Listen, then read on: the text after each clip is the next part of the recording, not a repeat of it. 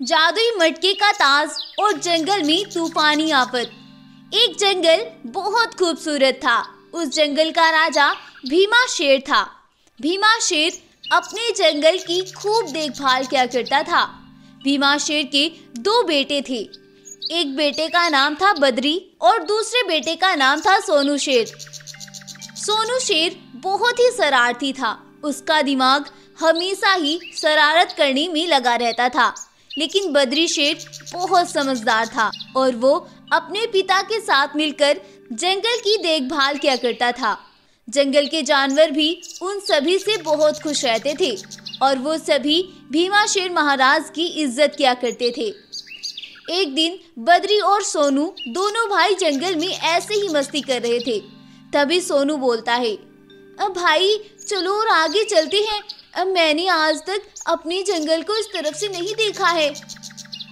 नहीं भाई, हम वापस चलते हैं। पिताजी हमारा इंतजार कर रहे होंगे और अगर हम टाइम से नहीं पहुंचे तो वो परेशान हो जाएंगे और गुस्सा भी करेंगे। तुम्हें पता है ना, उन्होंने हमें इस तरफ जाने से मना किया हुआ है। फिर हम इस तरफ क्यों जाएं? नहीं भाई, मुझे तो जाना है। प्लीज आप मेरे साथ चलो ना, कुछ नहीं होगा। अब बाबा तो ऐसे ही हमारे लिए परेशान रहते हैं। चलो हम चलते हैं और जल्दी वापस भी आ जाएंगे। अपने भाई के ऐसे जिद करने पर बद्री उसे लेकर जंगल में और आगे चला जाता है। सोनू अपनी मस्ती में मगन था और जंगल में तेजी से भागता चला जा रहा था और बद्री उसके पीछे पीछे चल रहा था। वो दोनों थोड़ी दूर आगे ही बढ़ते हैं कि तभी एक इच्छाधारी नाग उनके सामने आकर खड़ा हो जाता है और वो सोनू को डसकर वहां से भाग जाता है। सोनू उस नाग के काटते साथ ही जमीन पर गिर जाता है और उसका शरीर नीला पड़ने लगता है। ये सब देखकर बद्री बहुत परेशान हो जाता है और वह उल्टे पैरों अपने बाबा के पास दौड़कर जाता है और राजा भीमा शेर को जाकर सोनू के जहर चढ़ने की बात बताता है। ये क्या बोल रहे हो तुम? और तुम वहाँ क्यों गए? मैंने तुम्हें वहाँ जाने से कितनी बार मना किया हुआ है। अब पिताजी, अभी इन बातों का वक्त नहीं है हमारे पास। आप जल्दी से चले मेरे साथ। अब भीमा शेर और बद्री दोनों वहाँ पहुँचते हैं। अब तक सोनू का शरीर बिल्कुल नीला पड़ चुका था। भीमा शेर जल्दी से सोनू को उठाता है और सीधा एक काली गुफा के अंदर लेकर जाता है। वह गुफा बिल्कुल अंधेरी गुफा थी, लेकिन उसके अंदर एक बहुत ही सुंदर रोशनी थी, जो कि एक जादुई चमकती हुए ताज की रोशनी थी। वो ताज मटके के ऊपर घूम रहा था। अब भीमा शेर उस जादुई ताज को उठाता है और वह उसे सोनू के जख्म पर रख देता है। देखते ही देखते सोनू का नीलापन खत्म होने लगता है और वह खड़ा हो जाता है। अब भीमा शेर बोलता है, जादुई ताज महाराज, आखिर कब तक हमें उस इच्छाधारी का जुल्म सहना होगा? अब वक्त आ गया है, हमें उसे खत्म करना ही होगा। शेर के ऐसा बोलने पर उस जादुई ताज से आवाज आती है, बस कुछ दिन और, उसके बाद वो खुद ही वापस चला जाएगा। उसे खत्म करना इतना आसान नहीं है। तुम पागल मत बनो, वरना हमारा जंगल तबाह हो जाएगा। शेर और जादुई ताज की बातें सुनकर भीमा शेर बोलता है, पिताजी, आखिर उस इच्छाधारी नाग का ऐसा क्या राज है जो हमें आज तक नहीं पता चला? अब भीमा शेर अपने बेटे को उसका राज बताता है। बेटा, एक रात हमारे जंगल में एक धमाका हुआ था और वह इच्छाधारी नाग जमीन से निकलकर हमारे जंगल में आया था। तब उसने जंगल में बहुत तबाही मचाई थी और इस जंगल के आधे जानवरों को उसने अपना निशाना बना लिया था। लेकिन तब हमारे जंगल में एक भालू रहा करता था। उस भालू के पास जादुई शक्तियां थी, जिससे उसने इस ताज को बनाया था और उस नाग को भी काबू में कर लिया था। लेकिन उस नाग ने इस जंगल से जाने के लिए समय मांगा था, जो कि जल्द ही पूरा होने वाला है। अगर हम उसे वो समय न देते तो हमारा जंगल तबाह हो जाता। पिताजी, आपको उस नाग को तभी मार देना चाहिए था। बेटा, भालू बाबा ने बोला था कि अगर हमने इस नाग को मार दिया तो इस पूरे जंगल पर इच्छाधारी नागों का बसेरा बन जाएगा, जिसे हम कभी भी खत्म नहीं कर पाएंगे। इसीलिए आज तक कोई भी जंगलवासी उस साइड नहीं जाता है, क्योंकि जो भी उधर जाता है वही उसका शिकार बन जाता है। हमें बस इंतजार है अमावस्या की रात का, तब हम उस नाग को हमेशा के लिए खत्म कर देंगे। वो फिर इस जंगल में कभी वापस नहीं आएगा। अब सोनू और बद्री भी उस इच्छाधारी नाग का राज जान जाते हैं और दिन ऐसे ही बीतते हैं और आखिर अमावस्या की रात भी आ जाती है। अमावस्या की रात भीमा शेर उस जादुई ताज को लेकर वहां पहुंचता है और उस जादुई ताज की शक्तियों से वह उस इच्छाधारी नाग को वापस जमीन के अंदर भेज देता है और वह वापस आकर सभी जंगल वासियों को उसके जाने की खबर सुनाता है। अब जंगल फिर से खुशहाल हो जाता है और जंगल भी उस इच्छाधारी से आजाद हो जाता है। तो गाइस, आपको ये स्टोरी कैसी लगी हमें कमेंट करके जरूर बताएं और अगर आपको ये कहानी पसंद आई है तो प्लीज इस वीडियो को लाइक करें, शेयर करें और हमारे चैनल को सब्सक्राइब भी जरूर कर लें। Thank you. जादुई सोने की सीढ़ी, रंगीन शेर और सफेद चीतों ने की 10 साल बाद जादुई दुनिया से वापसी। एक जंगल में बहुत से पशु पक्षी रहा करते थे। उस जंगल का राजा एक ताकतवर और निडर शेर था जिसका नाम था सिकंदर। सिकंदर शेर अपने जंगल का सबसे ताकतवर शेर था। उस जंगल में सिकंदर शेर से ज्यादा ताकतवर कोई और शेर नहीं था, इसीलिए आसपास के जंगल के शेर भी उसकी गुलामी किया करते थे और सभी उसके जैसा बनना चाहते थे। सिकंदर शेर का व्यवहार भी अपने जंगल वासियों के साथ बहुत अच्छा था। वह कभी भी उनके बारे में कुछ भी गलत नहीं सोचता था और ना ही उनके खिलाफ कुछ गलत सुनता था। इसी तरह से उन सभी का जीवन अच्छे से बीत रहा था। जंगल में सब खुश थे। एक दिन उनके जंगल पर इतनी बड़ी मुसीबत आन पड़ती है जिसका उन सभी जंगल वासियों के पास कोई समाधान भी नहीं था। एक दिन उनके जंगल में आसमान के ऊपर से 4 चीते उतरते हैं। वह चीते दिखने में बिल्कुल दूध के जैसे सफेद थे, पर जितने वो दिखने में खूबसूरत थे उतने ही खतरनाक भी थे। उन जालिम चीतों के पास शक्तियां थी जो कि उन्हें और भी ज्यादा ताकतवर बनाती थी। अब वो सिकंदर शेर तो मरकर ही रहेगा। अब देखते हैं वो हमारा मुकाबला कैसे करता है।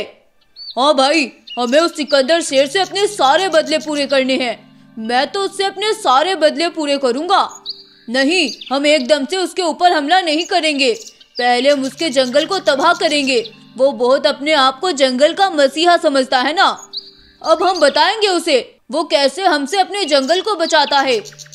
ये सब बातें करके वो जालिम चीते जंगल में आगे बढ़ती हैं और जंगल में जाकर वह जंगल के जानवरों को मारने लगते हैं और जंगल में आतंक मचाने लगते हैं। एक गाय इस बात की खबर लेकर राजा शेर के पास जाती है और वह बोलती है, महाराज, क्या आप जानते हैं वो जालिम चीते जंगल में फिर से वापस आ गए हैं। ये क्या बोल रही हो तुम गाय बहन? उन्हें तो हमने मार दिया था, फिर वो कैसे आ गए? नहीं महाराज, अब तो वो और भी ज्यादा ताकतवर बनकर हमारे जंगल में आए हैं। उन्होंने जंगल में आतंक मचाया हुआ है महाराज। गाय बहन, उन्हें तो मैंने अपने आप मारा था, फिर वो कैसे? कहीं ऐसा ना हो जंगल में कोई और राक्षस आ गया हो। आज से 10 साल पहले वो सभी चीते इसी जंगल में रहा करते थे।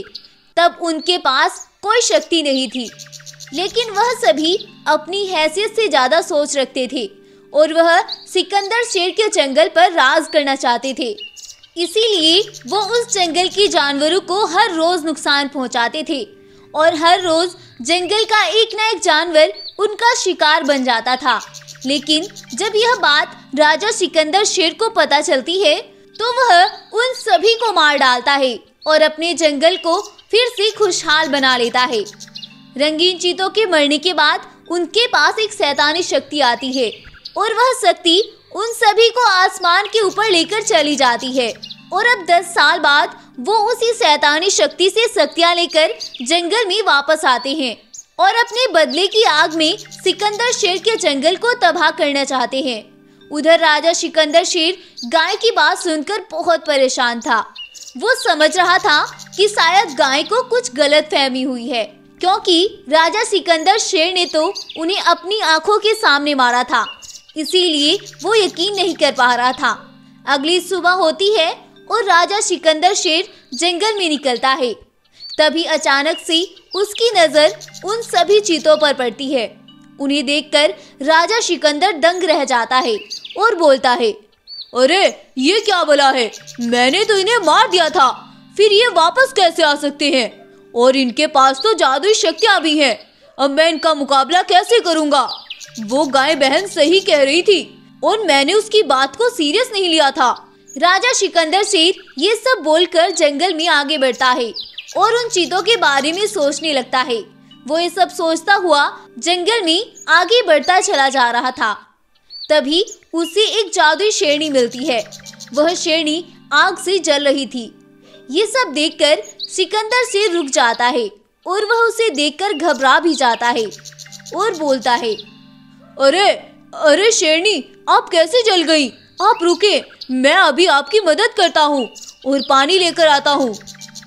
गब्बर शेर के ऐसा बोलते ही वह शेरनी वहां से गायब हो जाती है और वो एक जादुई सीढ़ी में बदल जाती है, जो कि एक सोने के जैसी दिखने वाली सीढ़ी थी। अब उस जादुई सीढ़ी से आवाज आती है, डरो नहीं, मैं तुम्हें कोई नुकसान नहीं पहुंचाऊंगी। तुम बेफिक्र होकर इस पर चढ़ जाओ और इससे कुछ शक्तियां लेकर वापस आ जाओ। अब सिकंदर शेर उस सीढ़ी के ऊपर चढ़ जाता है और उस जादुई सीढ़ी से कुछ शक्तियां लेकर वापस आता है। अब राजा सिकंदर बहुत ज्यादा ताकतवर बन चुका था और अब वह जल्दी से दौड़कर उन चीतों के पास जाता है। वो जालिम चीते जब राजा सिकंदर को देखते हैं तो वह बोलते हैं, हा हा हा हा, अभी हम तुम्हारे पास ही जाने का सोच रहे थे और तुम तो हमारे पास अपने आप ही चल कर आ गए। आखिर क्या चाहते हो तुम? अगर तुम अपनी सलामती चाहते हो तो चले जाओ यहाँ से, वरना अच्छा नहीं होगा, मैं तुम सबको मार डालूंगा। अच्छा, तुम्हें लगता है कि हम यहाँ से जाने के लिए आए हैं? अरे जाओ जाओ, तुम जब ताकतवर थे तो तुमने हमें मार दिया था, लेकिन आज हमारे पास भी ताकत है और अब तुम हमारा कुछ भी नहीं बिगाड़ सकते। हो हो। वह सभी चीते जब ये सब बातें बोलते हैं तो सिकंदर शेर समझ जाता है कि ये उसके जंगल से इतनी आसानी से नहीं जाने वाले। अब सिकंदर शेर उन्हें मारने के लिए अपनी शक्तियों का इस्तेमाल करता है और उन सभी को आग से जला देता है, जिससे वो चीते अपनी शक्तियों का इस्तेमाल भी नहीं कर पाते हैं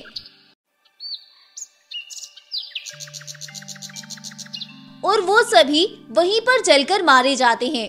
अब राजा सिकंदर बहुत खुश होता है और वह अपनी गुफा में वापस आता है और सभी जंगलवासियों को उन जालिम चीतों के मरने की खबर देता है। रंगीन चीतों के मरने पर सभी जानवर बहुत खुश होते हैं और वह सभी जंगलवासी फिर से जंगल में खुशी खुशी रहने लगते हैं। और अब सिकंदर शेर और भी ज्यादा ताकतवर बन जाता है और अपनी जादुई शक्तियों से जंगल के जानवरों की मदद भी करता है। और ये कहानी यहीं पर खत्म हो जाती है। तो गाइस, कैसी लगी आपको हमारी आज की स्टोरी? अगर आपको ये कहानी पसंद आई है तो प्लीज़ इस वीडियो को लाइक करें, शेयर करें और हमारे चैनल को सब्सक्राइब भी ज़रूर कर लें और साथ में बेल आइकन को भी प्रेस कर लें, जिससे हमारी न्यू वीडियोस की नोटिफिकेशन सबसे पहले आप तक पहुंचती रहे। Thank you. अमीर बाप, गरीब बेटा और शेरनी की किस्मत। बद्रीपुर जंगल का राजा बाला शेर बहुत अमीर था। उसके पास इतना खजाना था कि उसे खुद भी पता नहीं था कि उसके पास कितना खजाना है, लेकिन वो जितना अमीर था उतना ही निर्दयी और बेरहम भी था। वो कभी भी अपने खजाने से रत्ती भर भी किसी को नहीं देता था। बाला शेर को अपने खजाने पर बहुत घमंड था। वो जंगल में किसी से सीधे मुंह बात भी नहीं करता था और बस अपनी ही ऐठ में जंगल में घूमा करता था। उसी जंगल में एक गरीब शेरनी भी रहा करती थी। वह शेरनी इतनी गरीब थी कि उसके पास खाने के लिए कुछ नहीं था। कभी कभी तो वह बेचारी भूखे पेट भी सो जाया करती थी। सरला शेरनी एक बहुत ही अच्छी और सब्र करने वाली थी। उसके पास जितना कुछ था वो उसी में ही हमेशा खुश रहा करती थी। शेरनी का एक छोटा बेटा था जिसका नाम था भोला। भोला हमेशा ही अपनी माँ से बोलता था, माँ, हमारे पास इतना पैसा क्यों नहीं है जितना रघु और उसकी मम्मी पापा के पास है। मुझे भी इतने पैसे चाहिए और इतने ही ज़्यादा खिलौने भी चाहिए। बेटा, तुम्हें पता है ना, हमारे पास इतना कुछ नहीं है और आज जब मैं काम पर जाऊंगी तो मैं सुबह तुम्हारे लिए खिलौने ज़रूर लेकर आऊंगी। ऐसा बोलकर शेरनी अपने बेटे को दिलासा देती है। अगली सुबह होती है तो शेरनी अपने काम के लिए निकलती है और वह अपने काम पर लग जाती है। शेरनी हर रोज इधर से उधर लकड़ियां ढोने का काम किया करती थी और इसके बदले में उसे जो कुछ भी पैसे मिलते थे उनसे वह अपना और अपने बेटे का पेट भरती थी। शेरनी को आज काम करते करते रात हो जाती है और उधर उसका बेटा अपनी माँ का इंतजार कर रहा होता है। शेरनी इधर अपने बेटे को लेकर बहुत परेशान थी, लेकिन आज उसका काम खत्म होने का नाम ही नहीं ले रहा था। तभी अचानक से तेज हवाएं चलने लगती है और जंगल में तूफान आ जाता है। शेरनी ये सब देखकर जल्दी से सारे काम छोड़कर अपने घर की ओर दौड़ती है और उधर उसका बेटा उस आंधी को देखकर डरने लगता है और अपनी माँ को आवाजें लगाने लगता है। तभी एकदम से शेरनी का पूरा घर उसके बेटे के ऊपर ही गिर जाता है। शेरनी जब वहाँ पहुँचती है तो वह अपने बेटे को पत्थरों के नीचे दबा हुआ देखती है। ये सब देखकर शेरनी एकदम दंग रह जाती है और वह बोलती है, नहीं, ये क्या हो गया? मेरा बच्चा, कोई बचाओ इसे। लेकिन इतने आंधी तूफान में उसकी मदद करने के लिए वहाँ कौन आ रहा था? अब शेरनी रोते हुई अपने बेटे को उन पत्थरों से निकालती है। उसका बेटा बहुत ज्यादा घायल हो गया था, उसके शरीर से बेहद खून बह रहा था। अब शेरनी जल्दी से अपने बेटे को लेकर आंधी तूफान से जूझती हुई भालू हकीम के हॉस्पिटल लेकर जाती है। भालू हकीम उसके बेटे को ठीक करने के लिए 100 सोने के सिक्के मांगता है। अब शेरनी बोलती है, अब भालू भाई, मैं कैसे भी करके आपकी पाई चुका दूंगी, लेकिन पहले आप मेरे बेटे को ठीक कर दो। अभी मेरे पास पैसे नहीं हैं। नहीं, पहले तुम्हें सारे पैसे जमा करने होंगे, उसके बाद ही मैं इलाज शुरू करूंगा। उससे पहले मैं कुछ नहीं कर सकता, पहले पैसे लेकर आओ। अब शेरनी को कुछ भी समझ नहीं आ रहा था और वह दौड़ती हुई बाला शेर के पास जाती है और वहां जाकर वह बाला शेर से बोलती है, बाला शेर महाराज, प्लीज मेरी मदद करो, मेरा बेटा बहुत मुसीबत में है। वो बहुत घायल हो चुका है और वो तो मरने की कगार पर पड़ा है। प्लीज आप मेरी मदद करो और मुझे कुछ पैसे उधार दे दो, मैं जल्द ही आपके सारे पैसे लौटा दूंगी। हैं? मैं तुम्हारी मदद करूंगा? तुमने सोच भी कैसे लिया? बाला शेर महाराज, तुम इसके बदले चाहे मुझसे मेरी सारी जिंदगी ले लो, मैं पूरी जिंदगी तुम्हारी गुलामी करूंगी, लेकिन मेरे बेटे को बचा लो। प्लीज मुझे कुछ पैसे दे दो। चलो जाओ यहाँ से, मैं तुम्हारी मदद नहीं करूंगा और दोबारा मेरे इलाके में नजर भी नहीं आना। शेरनी बेचारी वहाँ से मायूस होकर लौट जाती है और वह सीधा भालू के पास जाती है, लेकिन तब तक उसका बेटा अपनी आखिरी सांसें भी तोड़ देता है और वह मर जाता है। शेरनी बेचारी मायूस होकर अपने बेटे को लेकर एक गड्ढे के अंदर लाकर दफन कर देती है, लेकिन अब उसके मन में बहुत गुस्सा भरा था। वो कुछ भी करके उन दोनों को खत्म कर देना चाहती थी। वो उन दोनों को अपने बेटे का कातिल समझने लगती है। कुछ दिन ऐसे ही बीतते हैं और शेरनी हर दिन मौके की तलाश करती है। कुदरत भी उसके साथ थी। एक दिन सुबह सवेरे बाला शेर जब जंगल में घूम रहा था तो वह घूमते घूमते एकदम से जमीन पर गिर जाता है और उसे पूरा जंगल घूमता हुआ नजर आता है। बाला शेर को ऐसे जमीन पर पड़ा देखकर सभी जानवर वहां इकट्ठा हो जाते हैं, लेकिन कोई भी जानवर उसके पास नहीं आ रहा था। अब शेर बोलता है, अरे मुझे कोई उठाओ, अरे कोई भालू डॉक्टर को ही बुला लाओ। शेर के पुकारने पर भी कोई भी जानवर उसके पास तक नहीं आता है। तभी शेरनी भी वहां आ जाती है और वो जब शेर का यह हाल देखती है तो बोलती है, आज तुम्हें एहसास होगा कि दुख क्या होता है। उस दिन मैं भी तुम्हारे पास अपने बेटे की जिंदगी की भीख मांगने आई थी, लेकिन तुमने मेरे साथ जो सलूक किया था उसका सिला तुम्हें मिलना ही था। अब लाओ अपने पैसे को निकाल कर और उससे अपनी खुद मदद करो। और अभी तो रुको जरा, मैं अभी तुम्हें बताती हूँ। अब शेरनी जल्दी से दौड़ कर जाती है और एक बोतल मिट्टी के तेल की लेकर आती है और उसे शेर के ऊपर छिड़क देती है। अरे शेरनी, ये तुम क्या कर रही हो? ऐसा मत करो, मैं तुमसे माफी मांगता हूँ। चाहे तो तुम मेरा सारा खजाना अपने पास ही रख लो, लेकिन मुझे मत मारो। लेकिन शेरनी इस जालिम शेर की एक भी नहीं सुनती है और उसे आग से जला देती है और शेर वहीं पर जलकर मर जाता है। अब जंगल के सभी जानवर शेरनी को ही उस जंगल की राजगद्दी सौंप देते हैं और शेरनी को बाला शेर का सारा खजाना भी मिल जाता है। लेकिन अब उसे कोई खुशी नहीं थी। अब शेरनी को वो सारा खजाना फिजूल लग रहा था और वो उस सारे खजाने को लेकर उस भालू के पास जाती है और उससे बोलती है, भालू, तुमने इन पैसों के लिए ही मेरे बेटे का इलाज नहीं किया था। ये लो पैसे और आज के बाद इस जंगल में दिखाई मत देना। ये तुम क्या बोल रही हो? ये मेरा हॉस्पिटल है और मैं यहाँ से क्यों जाऊँ? तुम शायद नहीं जानते कि ये मेरा जंगल है और मैं इस जंगल की रानी हूँ। मैं जिसे चाहूँ अब इस जंगल में रखूंगी, इसीलिए अब तुम यहाँ से जा सकते हो और दोबारा मुझे इस जंगल में दिखाई भी मत देना, वरना यहीं मार डालूंगी। अब शेरनी उस भालू को भी अपने जंगल से चलता करती है और उस जंगल की महारानी बनकर उस हॉस्पिटल में मुफ्त इलाज करवाती है और इस तरह से वो अपना बदला भी पूरा कर लेती है और ये कहानी भी यहीं पर खत्म हो जाती है। सीख, इस कहानी से हमें सीख मिलती है कि अगर हमारे पास एक तिनका भी है जिससे हम किसी की मदद कर सकते हैं तो हमें तिनका भर भी किसी की मदद जरूर करनी चाहिए। उसे कभी मायूस नहीं लौटाना चाहिए, वरना कुदरत भी हमारे साथ कुछ ऐसा ही सलूक करती है।